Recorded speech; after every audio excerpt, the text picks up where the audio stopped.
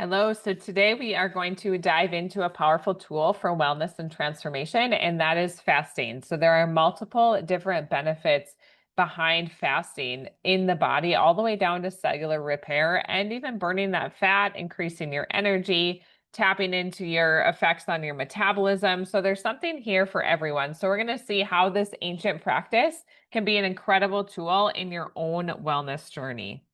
So, one of the first things about fasting that it promotes is detoxification. So, this is removing the toxins out of the body. So, a lot of toxins can be stored in fat cells. So, when you are going through that lipolysis or the breakdown of your fat to be used as energy, toxins can be released that way. So, we want to make sure that we are drinking a lot of water, we're having a bowel movement, we want to be utilizing supplements to keep those drainage pathways open if needed. So if you're not pooping every day, you might need something to help move those bowels along. Organo King coffee is okay to have on a fast as long as you keep it black. And those all help support detoxification. So helping getting those toxins out of the body. So lipolysis is the breakdown of your fat to use energy. So when your body needs extra fuel, hormones get signaled and your fat cells get broken down into smaller parts, which actually then travel through your blood and give energy to your muscles and other parts of the body. So basically, lipolysis is how your body taps into stored fat when you need that energy boost. And this helps with fat loss and also fueling your body for activities. So we do excrete those toxins and move those toxins around the body through sweat, urine, stool. So utilizing those tools to help push those toxins out and flush them out. Some detoxification symptoms could be headaches or fatigue if those detox pathways aren't open. So make sure to reach out if you're having any concerns with that, and I'll help you along with that process. Number two is autophagy. So this is self-eating. We don't want damaged cells to be damaged forever. So those damaged cells are the ones that do have the potential to morph into, the scary cancer cells. So your body actually is really good at recycling old and damaged cells through this process called autophagy. So this is the clean out process or the self-eating process in your body that happens in your cells. So it's a way for your body to clear everything out, all those old and damaged parts, and recycle them to make new and healthy cells. So first, your body detects the damage. So when a cell gets stressed, it has damaged parts, or when you're fasting, which is going without food, the body triggers that autophagy to start cleaning up. So then it packs up the waste. So special structures inside the cell wrap up damaged parts, old proteins, and other junk into little packages. Then it gets broken down and recycled. So these packages then move to another structure called the lysosome, which is the cell's recycling center. The lysosome breaks down these parts into basic building blocks. Your body then uses the recycled parts to make new proteins, cell parts, and even energy. So, in short, autophagy is your body's way of taking out the trash at that deep cellular level. So, it helps keep your cells healthy and plays a role in protecting in aging and diseases by removing all of those old damaged cells that aren't working well. Number three is weight loss. So, weight loss, we want to point out that we want to at least be doing a 16-hour fast. That's going to focus on burning your fat. And I also do encourage longer fasts. So, 24-hour fasts. You can do a 5-day fasting mimicking diet, which is the Prolong kit. So, that is when you are eating foods throughout those 5 days to keep you in the fasted state. So, it has all of the foods for each day and then you are only eating a small amount of them. So it keeps you in a calorie restricted state. So your body stays in the benefits of fasting. So there are different ways that you can fast. You can do, a 3-day water fast. You can do a 5-day. You can do, so it is tailored to you. And I encourage you to start slow. So don't jump right into a 3-day fast if you've never fasted before. So going back to weight loss, fasting actually may help reduce your visceral fat. So that is the fat stored around your organs in your belly. So that your body gets prompted to use those fat stores as a source of energy. So this might lead to lower insulin levels because when you fast, the insulin levels drop because there's no immediate food intake. Lower insulin levels then signal the body to start burning that stored fat, including that visceral fat, which helps give you energy. So that fat breakdown is happening, fewer calories are coming in, and your body starts to break down fat through that lipolysis, using the fat stores, including the visceral fat, to produce energy. So this can actually help reduce the amount of fat that is stored around your organs. You don't want fat stored around your organs. That is not a healthy place for the fat to be. So we want to burn that fat off. And a good way to do that is to go in a fasted state. So your body turns on the process to burn your own fat. So those hormones get released, and fasting boosts your hormones like norepinephrine, which actually helps to break down those fat cells. So releasing all that fat is important to increase overall health. Enhance autophagy, so fasting, promoting that autophagy, your body cleans up the damaged cells, and that can actually improve your metabolism over time, making it easier to target and reduce visceral fat in the future. So reducing insulin resistance, this is huge, right? So diabetes doesn't happen overnight. It's the process of blood sugar and insulin issues over a long period of time.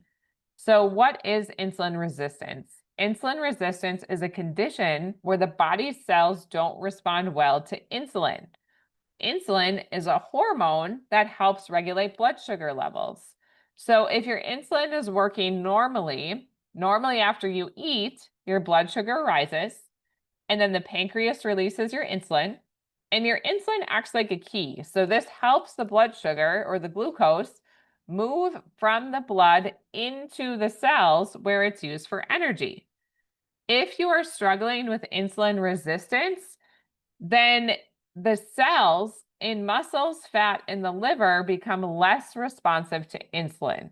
So this means that the sugar or glucose has a harder time entering the cells, causing the blood sugar levels to stay high.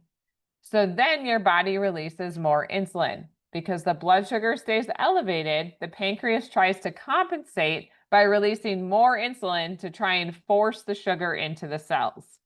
So over time, those constant insulin and blood sugar levels can lead to more health issues. So this could be things like weight gain, high blood pressure, diabetes, and the pancreas might get overworked and unable to keep up.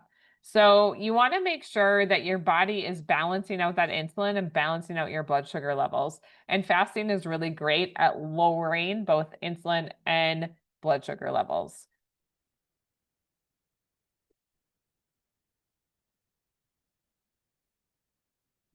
So continuing on with the insulin resistance. So high insulin levels and insulin resistance is actually more serious than an elevated blood sugar.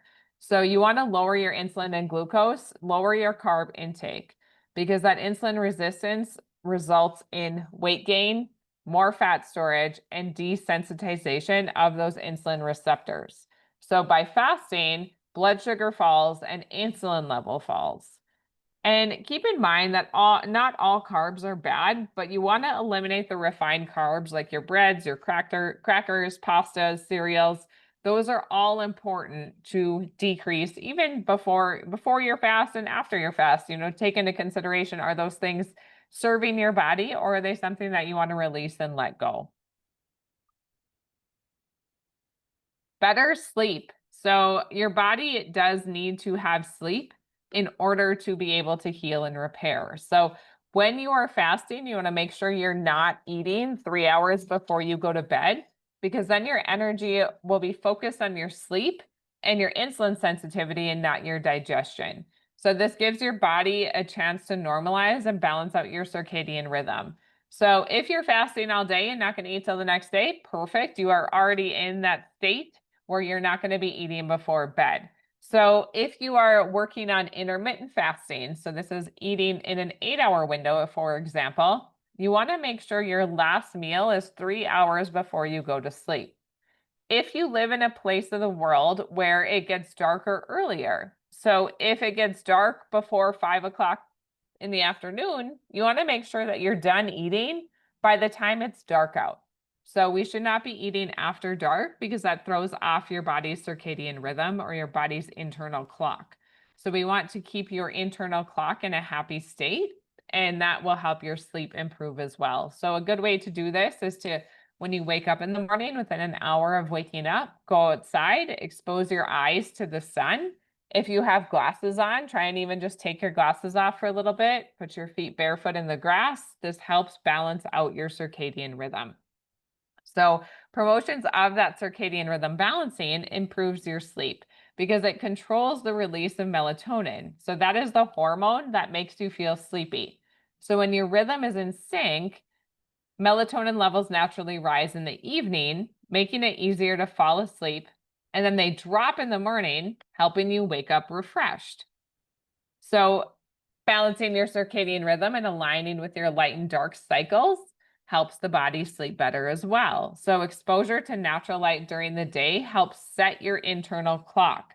So this tells your body, hey, it's time to be awake and alert. When evening approaches, if you're reducing your exposure to bright lights, especially blue lights from your screen or your phone, that signals your body that it's time to wind down. Because if you think back in the day before we had light bulbs, we were looking at a campfire at that point in time. That is not stressful to our body. That is winding our body down. Okay, so that warm light is great. Changing out your light bulbs is another good tool to balance out that circadian rhythm. I like the Bond Charge light bulbs. They have some different options there. And a balanced circadian rhythm actually helps you fall asleep faster and enter deeper stages of sleep more effectively, which is overall going to help your sleep improve. Also helps balance your body temperature. So your body temperature, metabolism, and even hormone levels follow a 24-hour cycle. So when your rhythm is balanced, all of these functions work together to promote restful sleep at night and alertness during the day. So we want to make sure that that circadian rhythm is balanced to help your body prepare for sleep and also for being awake, leading to that restful sleep.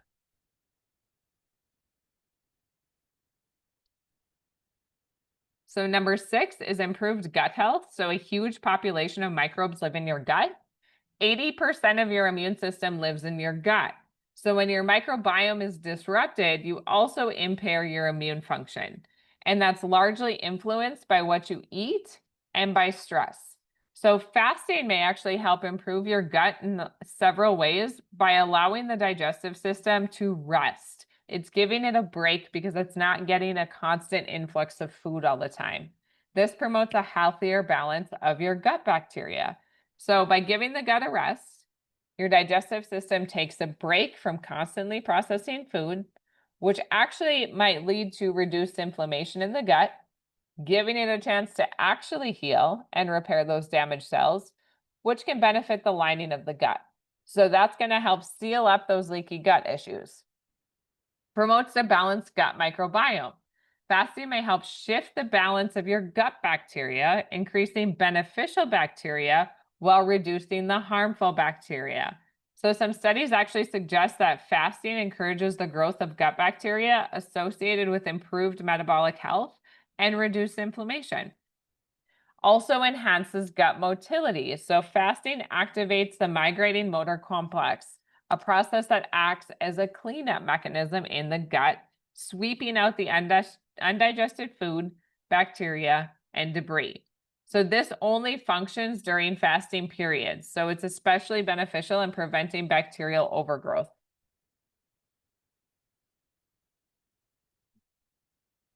Fasting also supports gut barrier function. So strengthening up that gut lining, which acts as a barrier to prevent harmful substances from entering the bloodstream. A healthy gut lining prevents issues like leaky gut, where toxins and bacteria can leak into the bloodstream. And that is where you see a lot of issues with inflammation, with pain, with joints. It can actually come back to the food and come back to the gut.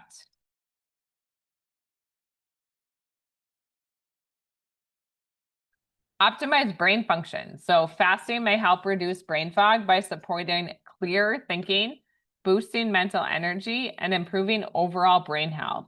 So here's how it does that. So increasing your ketone production. During fasting, the body begins to burn your fat for fuel. This produces ketones as a byproduct.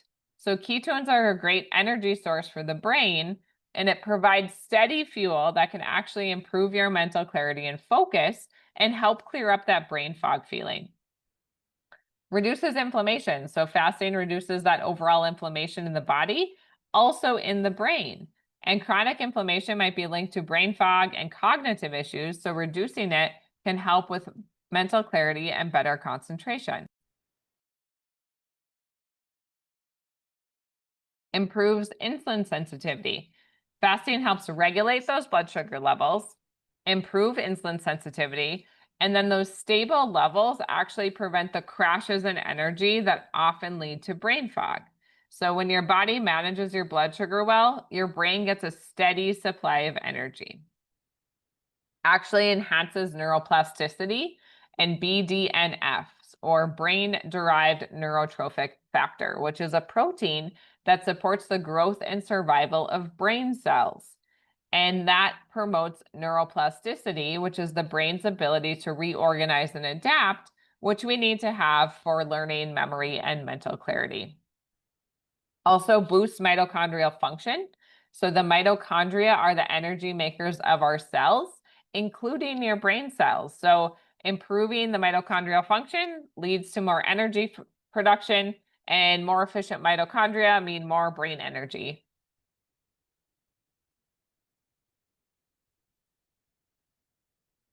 Optimize cardiovascular function. So fasting may optimize your cardiovascular function in several ways, promoting heart health and improving circulation. So here's how fasting benefits cardiovascular system. So improves your blood pressure, might help lower your blood pressure by reducing the body's level of insulin and promoting better regulation of salt and water balance. Reduces inflammation, lowers your cholesterol and triglycerides. It's been shown to decrease LDL cholesterol, often called the bad cholesterol, and triglycerides, both of which may contribute to plaque buildup in the arteries.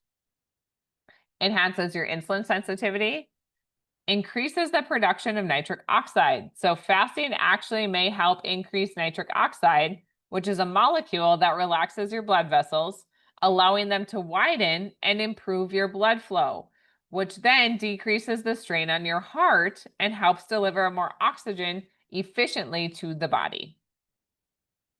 Improves your lipid profile. So by influencing levels of lipoproteins and other fats in the blood, fasting can support a healthier lipid profile. And that balanced lipid profile reduces the risk of arterial blockages. Increased energy. So a lot of energy goes into digesting food, especially food that it may not be healthy for us. So if your body is stuck processing snacks all day, that is not serving you, and your body's constantly working on digestion instead of healing and repair. So by fasting, you're switching that body into fat burning mode. So your body depletes its glycogen reserves and then starts to burn fat for fuel. So the fat burning process produces ketones, which are efficient and steady energy for both the brain and the body. And they also provide a more sustained energy level compared to the ups and downs that come from blood sugar fluctuations. Reduces energy crashes, increases your mitochondrial efficiency or your mitochondrial function, which are your energy makers of your cells. We're going to boost that mental clarity and decrease that brain fog. Enhanced hormone regulation. So this balances out the hormones like norepinephrine, which actually enhances alertness and focus, and leptin, which signals fullness and energy availability. So these hormones help create a feeling of sustained energy throughout the day. And number 10, stem cell production. Stem cells are what your body uses to heal and repair. So fasting may actually improve your stem cell production by stimulating processes in the body that encourage cell regeneration and repair. So during fasting, your body shifts into a repair and renew mode, allowing those cells to conserve energy and focus on maintenance rather than growth. So as the body breaks down old and damaged cells through autophagy, it creates space for new healthy cells, encouraging stem cell activation for regeneration. So studies show that the refeeding period, when you start eating after fasting, significantly boosts stem cell activity. So this process signals the body to replenish the cells and tissues that may have been cleared out during fasting, leading to an increase in stem cell production. So this is also going to help enhance immune system. So regeneration of immune system by promoting stem cell activity, especially in the bone marrow, where immune cells are produced is particularly beneficial after longer fasting periods where the body generates new immune cells to replace older damaged ones. It increases growth factor production. So when you start eating again after fasting, the body boosts production of growth factors like insulin, like growth factor 1, which supports stem cell growth and tissue repair. So this creates an environment that fosters stem cell activity and regeneration. So fasting helps produce that stem cell production by promoting cellular repair, reducing inflammation, activating stem cells during refeeding, and enhancing growth factor production. So this can lead to more effective tissue repair, regeneration, and overall health improvement. So to slow down aging, fast. So we recommend some level of fasting. It's going to depend where you are starting and where you want to go. So feel free to reach out to me directly if you need guidance on fasting and where to start, and I'm happy to help.